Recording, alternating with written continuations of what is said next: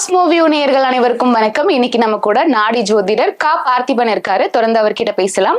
வணக்கம் sir. Cosmo view நேயர்கள் அனைவருக்கும் வணக்கம். மருத்துவ ஜோதிடம் அப்படின்னு ஒரு டாபிக் பத்தி பேசுறாங்க. அவங்க இன்ட்ரோ பண்றதே அப்படிதான் இருக்கு. அது தனி சப்ஜெக்ட் தான். அதெல்லாம் ஒண்ணும் இல்லைங்க. இப்ப ஜாதகத்துல நாங்க சொன்னேன் இல்லைங்களா, இதேதான் ஒரு ஜாதகக்கூடிய கிரக இணைவுகளை வச்சு ஒருத்தருக்கு நடக்கக்கூடிய எல்லா தகவல்களையும் நாங்க எக்ஸ்ட்ராக்ட் பண்ணி சொல்றோம். குடும்ப நிலவரங்கள், பொருளாதார நிலவரங்கள், தொழில் நிலவரங்கள் சொல்றப்ப அதுல பிரிக்கும் போது மருத்துவமும் வந்துருது. இப்போ பொதுவா மருத்துவர்கள், ஜோதிடர்கள் இப்ப எல்லாமே கோர்ஸ் ஆயிடுச்சு. எல்லாம் 3 மாச கோர்ஸ் ஆயிடுச்சு இல்லைங்களா.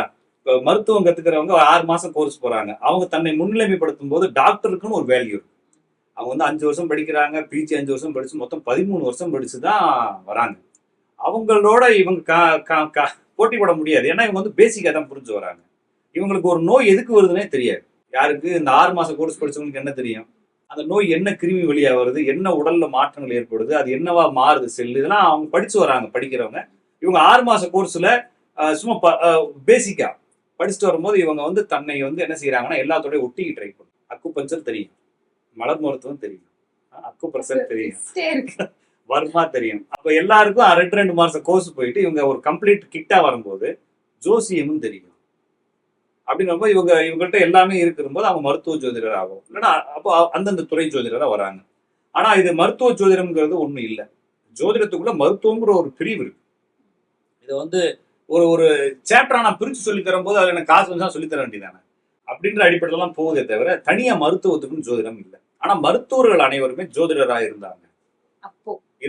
காரணம் என்னன்னா அவங்களுக்குங்க நான் சொன்னேன் இல்லைங்களா, ஃபர்ஸ்ட் இப்ப ஒருத்தருக்கு சுகர் வருமா வராதான்னு கண்டுபிடிக்கிறதுக்கு பிளட் டெஸ்ட்லயோ ரிப்போர்ட்லயோ வழி இல்லை. வந்தா தான் ஒண்ணு, வராட்டினா இல்லை. அப்ப ஒருவேளை சுகர் வர்றதுக்கு முன்னாடி அதுக்கு மருந்து எடுத்துக்கிறதா, அதுவும் சாத்தியம் இல்லை. ஆனா சுகர் வரும்னு தெரியும் இல்லையா.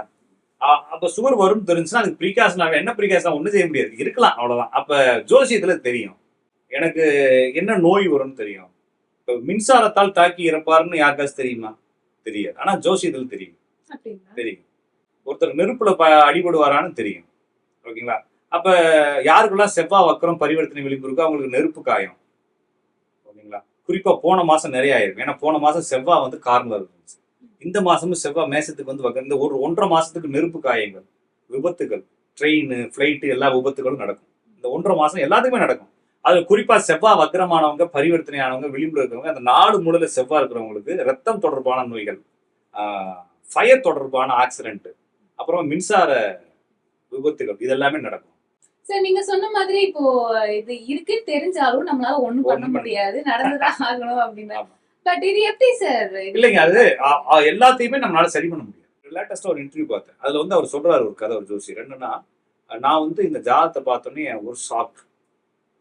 என்னங்க இவர் உயிரோட இருக்க கூடாதே அப்படிங்கிறேன். அவங்களுக்கு ஒரு ஷாக். ஆமாங்க சார், போன மாசம் தான் செத்து போயிட்டாரு. அடப்பா, போன மாசம் வந்தா காப்பாத்திருக்கலாம் அப்படின்னு ஒரு உருட்டுறாரு. அப்போ உங்க வீட்டுல எத்தனை பேர்த்த காப்பாத்தின? எல்லாரும் 500-600 வருஷமா இருக்கணுங்களா? அப்ப இது ஒரு உருட்டு தானே, சரி பண்ண முடியுன்றது. அப்படி எதுவும் முடியாது. சரி, பொதுவாவே இந்த ஜாதகம் பாக்குறவங்க இந்த மரணத்தை பத்தி கணிக்கும் போது அதை பத்தி பெருசா சொல்ல மாட்டாங்க. அப்படிலாம் நீங்க சொல்லலாம், சொல்லி குழப்ப வேணாம். ஒரு குழந்தை இருக்குது, அந்த குழந்தை என்ன எல்லாரும் ஆயுசு கேட்கறாங்க. ஆயுசு நம்ம எதுக்குங்க சொல்லிட்டு தேவையில்லைங்க. எல்லாத்துக்கும் தீர்க்காயுள்ன்றதான் சொல்லிக்கிறாங்க தவிர மரண காண்டியம் அப்படிங்கிறதுலையுமே சிலர் வந்து அனுபவத்திலையுமே மரணத்தை கொஞ்சம் நெருங்கி பிடிக்கிறாங்க. ஆனா வந்து அது பெர்ஃபெக்டா முடியல. இப்போ ஒரு ஜாதகத்தை பாக்குறோம், அந்த ஜாதகத்துல எந்த கிரகத்தோட வக்கர பரிவர்த்தனை கிரகங்கள் இணைஞ்சிருக்கும், அந்த கிரகம் இந்த ஜாதகத்துல இருந்து இடையில கட்டாயிரும். ஒரு ஜாதகத்துல சூரியன் இருக்கு, சூரியனோட குரு வக்கரமாயிருக்கு. அப்ப சூரியன் குரு வக்கரமாகும் பொழுது குரு வக்கரம்ன்றது வேற பலன். அந்த குரு சேர்ந்ததுனால சூரியன் அடிபட்டு போயிடுச்சு. சூரியன்றது தந்தை. அப்ப இந்த ஜாதகருடைய தந்தை இந்த ஜாதகருக்கு உதவ மாட்டார். ஒன்னு ஆள் இடையிலேயே அபிட் ஆயிடுவார், இல்லாட்டினா வீட்டை விட்டு போயிடுவார். இந்த 2 தான் பலன். அப்ப இவங்க அப்பா இருக்க மாட்டாருன்னு அவங்களுக்கு தெரிஞ்சு போச்சு. எப்ப இருக்க மாட்டாருன்னா, இந்த பையனுக்கு வந்து சூரியன் மேல ஏதோ ஒரு கிரகங்கள் ராகு எது போறப்பையோ சூரிய தசாபுத்தியில் நடக்கும்போது இந்த வீட்டுல இவங்க அப்பாவுக்கு பிரச்சனையாக வந்து தெரிஞ்சிருச்சு. அப்ப அவங்க மனைவி ஜாதத்தை பாக்குறோம், இந்த பையனுடைய அம்மா ஜாதத்தை பாக்குறோம். அவங்க ஜாதத்துலயும் கணவருக்கு ஒரு பஞ்சாயத்து இருக்குன்னு தெரிஞ்சு போச்சு. அந்த எல்லாமே கோயின்சிடென்ட். அந்த விஷயத்தை நம்ம கால்குலேட் பண்ண ஒரு சிங்க் ஆகி ஒரு டேட் வந்து நிற்கும். இந்த இடத்துல நடக்கும் தெரியும். சொல்லி என்ன ஆக போகுது? அப்ப என்ன சொல்றோம்? கவனமா இருங்க, கடன் வச்சுக்காதீங்க. பெரிய பெரிய ஜோசிக்காரெல்லாம் செத்து போயிட்டான் இல்லைங்களா. பெரிய மருத்துவம்லாம் செத்து போயிட்டான். எவனுமே உயிரோட இல்ல. தீர்க்க தரிசனம் சொன்னவங்க, இறை தூதர்கள் என்ன ஆகிட்டாங்க? செத்து போயிட்டாங்க. யாரும் இல்ல. நம்ம மட்டும் இறந்து செய்ய போறோம். அப்ப என்னன்னா இந்த ஜோசியம் என்பது உங்களுக்கு ஸ்கேனிங் மிஷின் மாதிரி. என்ன நோய் இருக்குன்றத சொல்லிருமே தவிர மருந்து கொடுக்காது. மருந்துங்கிறதே இல்ல, மருந்தே இல்ல, மருந்தே இல்ல. ஆனா திருக்குறள்ல மருந்தன வேண்டாவாம்னு ஏதோ எழுதி வச்சுக்கிறாரு. அவர் எதுக்காக மருந்து எழுதினாருன்னு எனக்கும் தெரியல. மருந்துங்கிறது என்னன்னா தற்காலிகமாக எனக்கு அந்த நோயினுடைய தாக்கத்தை குறைத்துக் கொள்வதற்கு தானே தவிர அந்த நோயை குணப்படுத்துவதற்கு கிடையாது. ஏன்னா அந்த ஜாதகத்துல பிரச்சனை இருந்தா அது எப்பயுமே இருக்கும். இப்ப நீங்க ஒரு ஜாதகம் பார்க்கும்போது அவங்களுக்கு இந்த மாதிரி நோய்கள் வர வாய்ப்பு இருக்கு அப்படின்னு சொல்றீங்க இல்லையா? இதோட ஸ்டார்டிங் ஸ்டேஜ் எப்படி இருக்கும் அப்படின்றது, அதுக்கான அறிகுறிகள் எப்படி இருக்கும்ன்றத எந்த வயசுல கண்டுபிடிக்கலாம்? இல்லைங்க, பார்த்தோன்னே ஜாதகம் எப்ப பார்த்தாலும் சொல்லிடலாம். பிறந்த உடனே ஜாதகத்தை பார்த்தா என்ன சொல்லிடலாங்க, இந்த பையனுக்கு இந்த நோய்கள் வரும். ஆனா அது எப்ப வரும்ன்றது அந்தந்த வயசுக்கு தகுந்தது. பொதுவா குழந்தைங்களுக்கு ஜாதகம் பார்க்க மாட்டேன். நான் வந்து 14 வயசு வரைக்கும் பாக்குறது. ஏன் சார் அப்படி டைம்? இல்லைங்க, அது குழந்தையே வந்து வரும். அதை போய் ஒன்னொருக்கு எதுக்கு சுரண்டி பார்க்கணும் இல்லைங்களா? அந்த குழந்தைக்கு ஏதாச்சும் பேச்சு வரல, கவனிக்கிற திறன் கம்மியா இருக்குன்னா ஒரு போய் பார்க்கலாம். அது எப்ப ரெக்கவர் ஆகும்னு பார்க்கலாம். 14 வயசுக்கு மேல ஏன் பார்க்க சொல்றேன்னா எல்லாத்துக்கும் ஒரு குழப்பம் இருக்கு. பையன் என்ன படிப்பாரு, என்னத்துக்கு விடலாம் அப்படின்னு. அதுவும் விதிப்படிதான் போக போகுது, நம்ம ஒண்ணும் மாத்த போறதில்ல. நம்ம ஒரு கொஞ்சம் சந்தோஷமா இருக்கலாம் இல்லையா? பயம் இருந்துட்டு எல்லாமே இந்த ட்ராக் படிக்கிறாருன்னு சொல்லி ஃபர்ஸ்டே என்ன செஞ்சுக்கலாம், தெரிஞ்சுக்கலாம். ஒருவேளை நீங்க வந்து ஜாதகத்தை கொடுத்துட்டு, இப்ப என்கிட்ட ஜாதகம் கொடுப்பாங்க, 7 வயசுல ஜாதகம் கொடுப்பாங்க. நான் பார்க்க மாட்டேன்னு சொல்லுவேன். சார் உடம்பு மட்டும் கொஞ்சம் பார்த்து சொல்லுங்க சார். நான் பார்த்து சொல்லிடுவேன். பண்ணதுக்கு அப்புறம் அடுத்து கல்யாணம் எப்படி சார்? 7 வயசு தான் இல்ல சார் சொல்லிருங்க, இனிமேல் என்னைக்கு பாக்குறோம் தெரியல. அப்ப என்னன்னா அவங்க நம்மள ப்ரெஷர் கொடுப்பாங்க. கல்யாணம் எப்படி, புள்ள பிறக்குமா, எத்தனை புள்ள, எல்லாத்தையும் கேட்பாங்க. தேவையில்லாம அவனை பத்தி நம்ம சிந்திக்க வேண்டியது. 7 வயசு பையன் நம்ம என்னதான் பார்க்கணும் அப்படின்றது தானே தவிர, அப்ப ஒரு குறிப்பிட்ட வயசு வரும்போது, ஒரு 10-15 வயசு வரும்போது பார்த்தோம்னா இந்த பையன் இந்த படிப்பாரு, இந்த மாதிரி ஒரு ட்ராக் எடுப்பாருன்னு சொல்றப்ப நம்ம ஈஸியா போடும். என்னதான் தெரிஞ்சாலும் அதுல அந்தந்த டைம் வரும்போது அந்தந்த பதட்டம் இருக்கும். இதனால கொஞ்சம் பதட்டங்களை குறைச்சிக்கலாமே தவிர, இவர் என்ன ட்ராக் எடுப்பாரு, என்ன படிப்பாரு, என்ன தொழிலுக்கு போவாரு, என்ன மாதிரி வேதனைகளை அனுபவிப்பாரு, இதெல்லாம் நம்ம தெரிஞ்சுக்கணும். அவ்வளவுதானே தவிர இதுல எல்லாமே வந்து நம்ம எதுவுமே வாழ்க்கைய மாத்தவே முடியாது. வேற ஜோசிகாரங்க சொல்றதுக்கும் நான் சொல்றதுக்கும் நிறைய வேறுபாடு. என்னன்னா அவங்க பிரச்சனை இருக்குன்னு சொல்றாங்க, அதை சரி செய்வதற்கு சொல்றாங்க. இந்த கோயிலுக்கு போ, அந்த கோயிலுக்கு போன்னு சொல்றாங்க. அந்த கோயில் பூசாரி வரைக்கும் அந்த பிரச்சனை தான் இருக்கிறாரு இல்லைங்களா? அதை சொன்னவங்க, இப்ப நான் சொன்னேன் இல்லைங்களா, யாரெல்லாம் பரிகாரம் சொல்றாங்களோ அவங்களுக்கு அந்த நோய், அந்த பிரச்சனைகள் இருக்கு. இப்ப ஜோசிகாரங்களுக்கு அந்த பிரச்சனை இருக்கு. நான் வந்து பிரச்சனையே வந்தாலும் சரி செய்ய முடியாதுன்றப்ப அக்செப்ட் பண்ணுங்க, அதை எடுத்து போராடுங்கன்னு சொல்றேன். ஜித்து கிருஷ்ணமூர்த்தி, ஓசோ, இயேசு, முகமது, நம்ம ஊர்ல இருக்கக்கூடிய விவேகானந்தர், ராமகிருஷ்ண பரமஹம்சர், எல்லாரும், வள்ளலாறு, மாணிக்கவாசகர், எல்லாரும் என்ன சொல்றாங்கன்னா லைஃப் வந்து டிட்டர்மைண்டா ஃபிக்ஸ் ஆனது, அது மாறவே மாறாது. ஆன்மீகம் என்பது இந்த வேதனையான வாழ்க்கையை வாழவே வேண்டாம் என்று எல்லாத்தையும் சரணாகதி இறைவன்ட்ட கொடுத்துட்டு நம்ம கையை தூக்கி நிக்கிறோம். ஓகேங்களா? ஆனா இவங்க என்ன சொல்றாங்க, இறைவன்ட்ட எதுக்காக போக சொல்றாங்கன்னா, இப்ப ஐம்புலன் அடக்கல்னு சொல்றாங்க, 5ஆமே அடக்கல்னு சொல்றாங்க. எந்த புலனையும் பயன்படுத்தாதுன்னு சொல்றாங்க. அதுக்கு இறைவனை போய் நாடிடு பண்றாங்க. அது எதுக்காக பண்றாங்கன்னு தெரியல. இப்ப புலனை அடக்கி என்ன செய்ய போறோம் அப்படின்னா, இந்த புலன் வந்து அடங்காட்டினா பிரச்சனையில மாட்டிக்கிறோம். அந்த பிரச்சனையில மாட்டி உழண்டு வருவதற்கு பதிலாக இந்த புலனை அடக்கி அதுல வரைய கஷ்டத்தை அனுபவிச்சுட்டு விட்டுறலாம். ஒரு சரக்கு அடிக்கணும்னா அது ஒரு புலன் இன்பம் தான். அந்த சரக்கு அடிக்கிறப்ப சந்தோஷமா இருக்கு. ஆனா சரக்கு அடிச்சதுக்கு அப்புறமா பின்னால வரக்கூடிய விளைவுகள் நிறைய இருக்கு. அப்ப நாட்டுக்கு கெடுன்னு எழுதிட்டு நாடே விற்கும் இல்லைங்களா? அரசு தானே விற்குது. ஆனா நாட்டுக்கு கெடுன்னு போர்டு எழுதி வச்சுக்கிறான். அப்ப நாட்டுக்கு கெடான விஷயத்தை அரசே செய்யுது இல்லையா? அப்ப இது வந்து வேதனை, பிற்காலத்துல வேதனையை கொடுக்குது. அந்த வேதனையை ஏன் அனுபவிக்கணும்? ஃபர்ஸ்டே கட் பண்ணிடுன்றது தான். இப்ப அனுபவிக்கிறதே நம்ம சொன்ன மாதிரி நோய்கள் இதெல்லாமே உங்களுடைய கர்மா தான் அப்படின்னு சொல்றாங்க. அது வரத்தாங்க செய்யும். இது உடம்புக்கான கர்மா இல்லையா? நம்ம பேசுறதெல்லாம் மைண்டு, உள்ள இருக்கக்கூடிய சோலுக்கான விஷயம். அப்ப இதெல்லாம் விடும்பொழுது இந்த உடம்பையும் திறந்துடணும் அப்படிங்கிறாங்க. அப்ப எல்லா ஆசைகளையும் இந்த உடம்பு ஆசைதான். அப்ப என்னன்னா என்ன சொல்ல வராங்க, ஒண்ணு இறைவனை நோக்கி நகர்ந்து, இறைவனை நோக்கி நகரும் பொழுது இந்த அபிலாசைகள் தேவையில்லை. அப்ப ஆனா இவங்க ஜோசிகாரங்க என்ன சொல்றாங்கன்னா, இறைவனை நோக்கி எதுக்கு நகர சொல்றாங்க? ஆசைகளை அனுபவிப்பதற்காக இல்லைங்களா? உங்களுக்கு காசு இல்லையா, முருகன் கோயிலுக்கு போய் அபிஷேகம், வீடு வாங்குறது, ஆமா, மிளகாப்பொடியிலாம் அபிஷேகம் பண்ண சொல்லி இப்ப லேட்டஸ்டா ஓட்டிட்டு இருக்காங்க. எவ்வளவு பெரிய, அதாவது வந்துங்க. அப்ப இறைவனை இவனுக்கு எப்படி ஹேண்டில் பண்றாங்க பிரதமர்? இப்ப இறைவனா கிருபானந்த வாரியாரு தன்னுடைய மனைவியினுடைய சொத்துக்கள், நகைகள் எல்லாம் வித்து கட்டினார் கோயிலுக்கு. இவங்க என்ன செய்யறாங்கன்னா, தனக்கு மனைவிக்கு நகை வாங்குறதுக்காக கோயிலுக்கு போறான் இல்லைங்களா? ரெண்டும் கான்ட்ரவர்சியானது. இப்ப நான் ஏன் அதை செய்ய வேணாம்னு சொல்றேன்னா, அது வந்து ஃப்ராடு வேலை மாதிரி. அது வந்து ஒரு ஒரு கையூட்டு இறைவனுக்கு கொடுக்குற மாதிரி. இறைவன் வந்து டிசைன் பண்ணவர் தானே, இறைவன் டிசைன் பண்ணலைங்கிறாங்க ஒரு சாரர். அப்படி பண்ணாலும் உங்களுடைய சிந்தனைகள் கடந்து இந்த பிரபஞ்சம் பெருசு. இந்த இந்த காத்த உள்ள எடுக்கிறோம், சுவாசிக்கிறோம், நம்ம ஆக்சிஜனா மாத்திக்கிறோம். இந்த ப்ராசஸிங்க நம்ம எப்படி பிளான் பண்ணி இறைவனுக்கு சொன்னோம்? அதாத்தானே டிசைன் ஆயிருக்கு. அப்ப இவ்வளவு டெக்னாலஜி தெரியாத இறைவன் நம்மளுக்கு கார் வாங்குறதுக்கு மட்டும் நம்ம பூஜை பண்ணணுமா என்ன? இங்க இருந்து போய் உள்ள இருக்கக்கூடியவர்கிட்ட நான் வந்து இந்த நட்சத்திரம்னு சொல்லித்தான் இறைவனுக்கு சொல்லி கொடுக்கணுமா என்ன? அப்ப நீங்க சொல்றது பார்த்தா இந்த பிரார்த்தனை வேண்டுதலே வேண்டாம். தேவையில்லைங்க. பிரார்த்தனை வேண்டுதல் எதுக்கு செய்ய சொல்றாங்கன்னா, வள்ளலார் என்ன சொல்றாருன்னா, உலகத்திற்காக வேண்டிக் கொள்ளுங்கள். எல்லாரும் நல்லா இருக்குன்னு வேண்டிக்க. அது வேண்டுனாலும் நடக்காதுங்க. நம்ம வேண்டுதெல்லாம் நடந்துச்சுன்னா எத்தனை பேர் நடக்கவே நடக்காது. நம்மளுடைய மனம் தான் அங்க கிளியர் ஆகுது. மனம் சுத்தப்படுது. அந்த சிந்தனைகளால் நம்மளே சுத்தப்படுத்திக்கணும். அப்ப இதெல்லாம் ஏன் கற்பனை சொன்னாங்கன்னா, நம்மளுடைய சிந்தனைகள் சுத்தமாகுன்றதுக்காக கற்பனை. ஒண்ணு நீங்க கட்டுப்படுத்தணும், இல்லைன்னா அதாவே என்ன ஆயிரும், சுத்தமாயிரும். ஒரு குறிப்பிட்ட வயசு வரும்போது எல்லாத்துல இருந்து கலந்துக்குவோம். எல்லாம் அடி வாங்கி கடைசியில ஒண்ணும் இல்லாம ஆயிரும். ஒண்ணும் இல்லாம ஆனதுக்கு அப்புறம் வரக்கூடிய அறிவுனால எந்த ஒரு யூஸ் இல்லை. அதனால முன்னாலே அறிவை கொண்டு வாங்கன்னு சொல்றாங்க. அப்ப இறைமார்க்கம் என்பது, இறைவனை நோக்கி நகர்வது என்பது தனித்துறை. அது வந்து இந்த உலகத்துல இருந்து துறந்துட்டு போறது. அதனாலதான் வந்து பிரம்மச்சரியம்னு சொல்றாங்க. ஆச்சரியம்ங்கிறது போய் சார்ந்து வருது. அப்ப பிரம்மத்தை சார்வது பிரம்மச்சரியம். பிரம்மச்சரியங்கிறது தனியா இருக்கிறது, பிரம்மத்தை சார்வது. ஓகேங்களா? இப்ப பிரம்மாச்சரியம்ங்கிறதும் துறவும் அப்படிங்கிறதுமே வந்து எல்லாமே வந்து இந்த லைஃப் வந்து மெட்டீரியலிசம் அப்படிங்கிறது ஃபேக் அப்படிங்கிறத புரிஞ்சுக்கிட்டு அதை நோக்கி நகர்வது தான் இறைவன். இப்போ கோயில் இருக்கக்கூடிய எல்லா கடவுள்களும் அதற்கான குறியீடுகள் தான். ஏற்கனவே எங்கேயோ கேட்டிருக்கிறேன். முருகன் கோயிலுக்கு போனா மயில் இருக்கு, சிவன் கோயிலுக்கு போனா நந்தி இருக்கு, விநாயகர் கோயிலுக்கு போனா மூஞ்சூர் இருக்கு. இது ஏன் வச்சாங்க அப்படின்னா, அது காதுல போய் சொல்லவா வச்சாங்க? மயிலுக்கு எங்க காது இருக்குன்னு உங்களுக்கு தெரியாது. மாட்டுக்கு காது எங்க இருக்கும், மயிலுக்கு எங்க காது இருக்கும் தெரியாது. அது காது, அது வாயில பாம்பு எதுக்கு இருக்கு, பாம்பு சுருண்டு ஏன் காலுக்குள்ள இருக்கு, இதுக்கெல்லாம் காரணம் இருக்கு. அந்த காரணம் வந்து நம்ம உடம்புக்குள்ள இருக்கு. அதை சர்ச் பண்ணி நான் உடம்புக்குள்ள போய் தேடணும்னு சொல்றாங்க. அப்ப இதை வந்து யோக மார்க்கமாகவும் ஃபாலோ பண்ண. அப்ப யோகம் ஞானம் தான் போறப்ப ஆன்மீகம் என்பது கோயிலுக்குள்ள போயிட்டாலே நீங்க வந்து பியூரா வீட்டை மறந்துட்டு தான் போறோம். நீங்க கோயிலுக்கு போறதே வீட்டுக்கு தான் போறீங்க. தனக்குத்தானே ஒரு பதில ரெடிமேடா வச்சுட்டு தனக்குத்தானே சொல்லிட்டு ஏமாத்திட்டே இருக்கிறான். நான்வெஜ் அப்படிங்கிறது என்னது, ஒரு உயிரை கொள்றது அப்படின்னு நம்ம சொல்றோம்.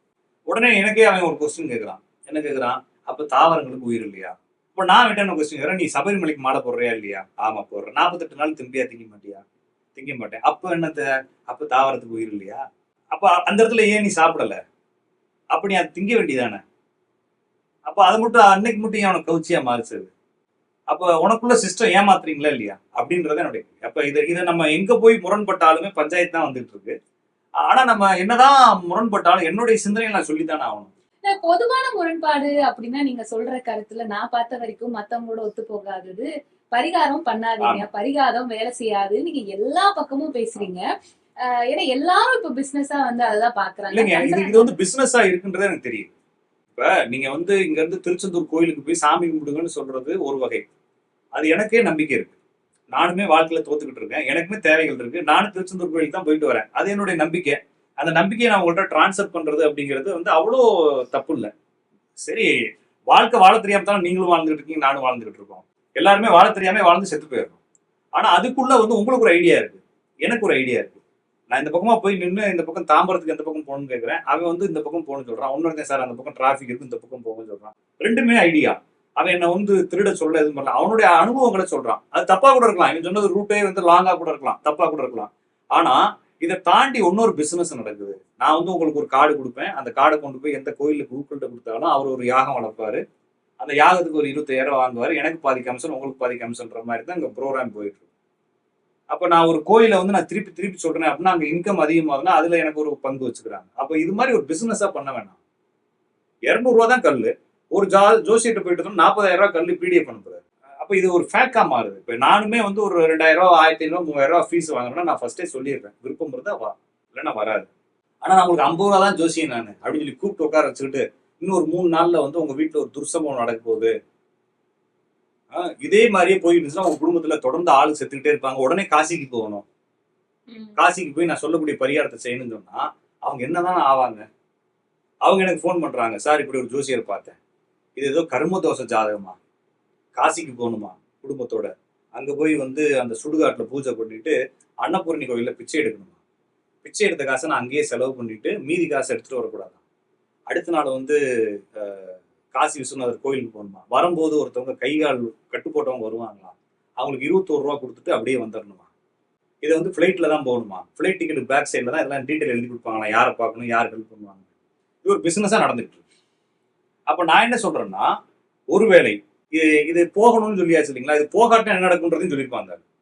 குழப்பி விட்டுருப்பான் இல்லையா, ஏன்னா லட்சத்துக்கு குழப்பான்.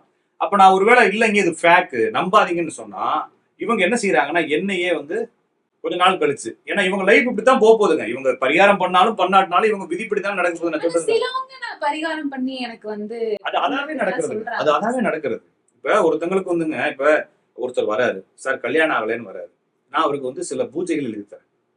இந்த பூஜைகளை வந்து 1.25 வருஷம் தொடர்ந்து செய்யுங்க. 1.25 வருஷத்துல அவனுக்கு கல்யாணம் ஆகத்தானே போகுது. நான் என்ன சொல்றேன்னா, பிளைட் வாங்குறதுக்கு பரிகாரம் சொல்றேன்.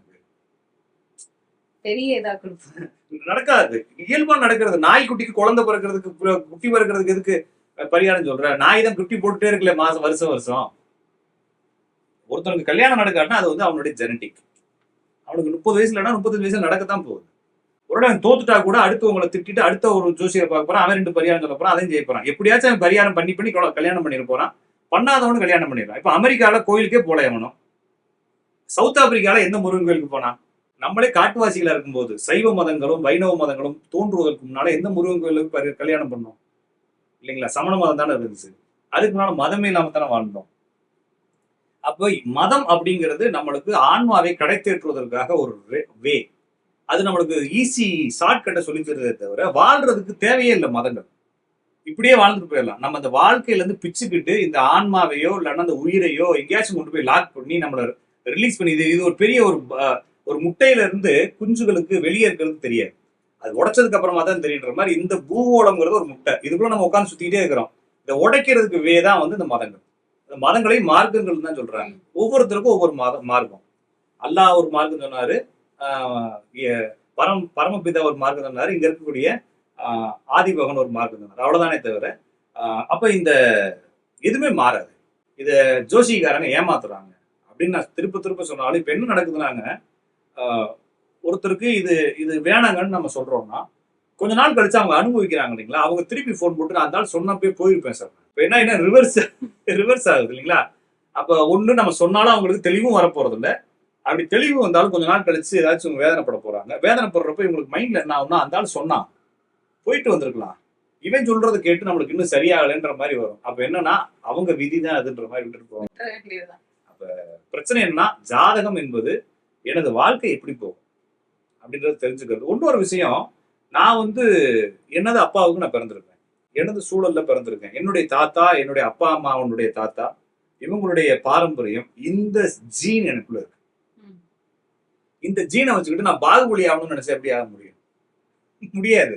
பாகுபலி படம் பாக்குறப்ப சூப்பரா இருக்கும், டிடிஎஸ்ல போட்டு 3Dல பாக்குறப்ப சூப்பரா இருக்கும், அப்படி பாகுபலி மாதிரியே தோணும். வெளியே வந்துட்டு பஸ்ல தொங்கிட்டு போறப்பதான் தெரியும் கையெல்லாம் வலிக்கும் இல்லைங்களா. அப்ப என்னுடைய ஜீன் தான் வேலை பார்க்கும். நான் வந்து அவனை மாதிரி ஆவலை இவனை மாதிரி ஆவலைன்னு சொல்லி பரிகாரம் பண்ணி யூஸ் சொல்லுவேன். இப்ப என்னுடைய தாத்தாவுக்கு என்ன நடந்துச்சோ அது நடக்கும், என்னுடைய அப்பாவுக்கு என்ன நடந்துச்சோ நடக்கும், அதுதான் எனக்கும் நடக்கும். அது ஒரு சின்ன ஒரு பிராக்டிக்குள்ள நடக்கும். அதை புரிஞ்சுக்கிட்டா இங்க ஜோசியம் ஜாதகங்கிறது ஈஸியா ஹேண்டில் பண்ணலாம். ஜோசியத்தை எப்ப பார்க்கணும் அப்படின்னா, ஒரு விஷயத்தை முயற்சி எடுத்துக்கிட்டே இருக்கிறோம், தோத்துக்கிட்டே இருக்கிறோம், நம்மளையும் தாண்டி இங்க ஏதோ ஒண்ணு நம்மளை டிஸ்டர்ப் பண்ணுது, இது எப்ப சரியாகும், இதை எப்ப ஜெயிப்போம்னு தெரிஞ்சுக்கிறதுக்கு ஜோசியம் பார்க்கணும். அல்லது திருமணமே நடக்கல, இவனுக்கு என்னதான் நடக்கும்னு தெரிஞ்சுக்கிறது ஜோசியம் பார்க்கலாம். குழந்தையே பிறக்கல, எப்ப பிறக்குன்றது எப்ப என்னன்னா, இதெல்லாம் எப்ப நடக்கும், இது டிலே ஏன் நடக்குதுன்னு நிறைய பேர் கேட்பாங்க. சார் இது ஏன் இப்படி ஆச்சு? சரி தெரிஞ்சு என்ன பண்ண போற இல்லைங்களா. நிறைய பேருக்கு இந்த கர்மான்றதெல்லாம் வச்சிருப்பாங்க. கர்மா, இந்த கர்மா அப்படின்னுவாங்க. இந்த கர்மா, சரி கர்மாவை தெரிஞ்சு என்ன பண்ண போற? சரி ஆமா ஆகி போச்சு, போன ஜென்மத்துல நீ ஒரு பொம்பளை பிள்ளைய பார்த்து ஏதோ கிண்டல் பண்ணிட்டு அதனால இப்ப நடக்குது, சரி இப்ப என்ன செய்ய, அந்த பொம்பளை பிள்ளை மன்னிப்பா கேட்க போற? முடியாது, நடந்து முடிஞ்சது. அப்ப இது என்னைக்கு சரியாகும், அது வரைக்கும் ஜோசியத்துல பயன்படும். ஏன்னா நம்மளுக்கு பயம் இருக்கு வாழ்க்கையில. அதுக்கப்புறமா நான் போகக்கூடிய வழி சரியானதா, நான் இப்ப எடுக்கக்கூடிய முடிவு சரியானதா, இந்த முடிவு இங்கதான் போய் நிக்குமா, இல்ல இந்த இதுவும் பிரேக்கப் ஆயிருமா, பிரேக்கப் ஆகும்னா நான் என்ன மாதிரி ஹேண்டில் பண்ணுவேன். இன்னும் கொஞ்சம் அதிகமா கியூரியாசிட்டினால எனக்கு வரக்கூடிய மனைவி எப்படி இருப்பாங்க, அவங்க குடும்பத்துல என்ன தொழில் பண்ணுவாங்க, இதெல்லாம் ஆசைக்காக கேட்கறது. பஸ்ல ஏறி உட்காடுறோம், திருச்சிக்கு பஸ் போகுது, கண்டக்டர் டிக்கெட் வாங்குறப்ப நம்ம 2 கேட்போம், டிக்கெட்டுக்கு எவ்வளோ, அடுத்து பஸ் எத்தனை மணிக்கு போகும், இப்போ பஸ் எத்தனை மணிக்கு போகணும் நம்ம கேட்டதுனால இருந்தாலும் வேகமா ஓட்ட போறானா இல்ல, ஒரு ஆர்வம், ஒரு நம்மளுக்கு ஒரு ஐடியா, நம்ம இப்படி போனா நம்ம வேகமா அங்கங்க போயிடலாம், அந்த திட்டங்கள், அதுக்காக ஜோசியம் பார்க்கலாமே தவிர என்னுடைய வாழ்க்கையை மாற்றுவதற்காக ஜோசியம் பார்க்கறதுங்கிறது வந்து ஒரு முற்றிலுமான முரண்பட்ட ஒரு விஷயம். உங்க லைஃப் நல்லா போயிட்டு இருக்கா, அப்படியே விட்டுருங்க. ஏதாச்சும் தடை இருந்துச்சுன்னா ஒரு ஜோசியக்காரரை பார்த்து இந்த தடை எப்ப நிவர்த்தி ஆகும் அப்படின்னு கேளுங்க. உடம்புக்குள்ள நோய் இல்லாட்டினா நீங்க எதுக்கு போய் ஜோசியத்தை தூக்கிட்டு போய் எனக்கு என்ன நோய் வரும்னு பாக்குறீங்க? ஏதோ ஒரு இந்த பக்கமா வலிச்சுக்கிட்டு இருக்கு அப்படின்னா டாக்டரை போய் பாருங்க, அதோட சேர்த்து ஜோசியர்கிட்ட போய் இந்த பக்கமா வலிச்சுக்கிட்டே இருக்குது, ஏதாச்சும் பிரச்சனை ஜாதகத்துல இருக்கான்னு கேளுங்க. ஏதாச்சும் இருந்துச்சுன்னா டாக்டரோட அட்வைஸோட, இல்லைன்னா கூகுள் இருக்கு, அதுக்கு என்ன இந்த நோய்க்கான காரணிகள் என்ன அப்படின்னு சொல்லி சர்ச் பண்ணிட்டு அதை சரி பண்றதுக்கோ அல்லது ப்ரிகாஷன் இருக்கிறத பாருங்க. இந்த மட்டில் ஜோசியத்தை பயன்படுத்தினா ஆரோக்கியமாக இருக்கும். நான் சொல்றது உடம்பு ஆரோக்கியம் இல்ல, மன ஆரோக்கியத்தையும் சேர்த்து. இல்ல ஜோசியத்துக்குள்ள நிறைய போய் உழப்பிட்டு கிடந்தீங்கன்னா எல்லா நோய்களும் உடம்புக்குள்ள வந்துடும். பயம்தான் முதல் நோய். நீங்க எடுத்த உடனே உங்களுக்கு வந்து ஐயோ சரியில்லையே அப்படின்னு புரிஞ்சுக்காத, அவனுக்கு அப்பயே நோய் வந்துடும். அது மாதிரி ஜோதிடம், மருத்துவ ஜோதிடம் என்பது நமது உடம்புக்குள் என்ன நோய்கள் உற்பத்தி ஆவதற்கான சிஸ்டம் இருக்கு. இந்த சிஸ்டம் என்ன மாதிரி டேமேஜ் ஆக போகுது அதை தெரிஞ்சுக்கிட்டு அதுக்கு தகுந்த மாதிரி நம்ம நோய்களையோ மருத்துவங்களையோ பிரிகாஷன்ஸையோ உணவு முறைகளையோ மாத்திக்கிட்டு நம்ம இருந்துட்டு போயிடுறது பெட்டர். சோ வழக்கம் போல இன்னைக்கும் வந்து ஜோதிடம் மற்றும் மருத்துவத்துக்கு உண்டான தொடர்பு என்ன அப்படின்றத பத்தி ரொம்ப தெளிவான விளக்கம் கொடுத்தீங்க. நன்றி. நன்றி நேயர்களுக்கும்.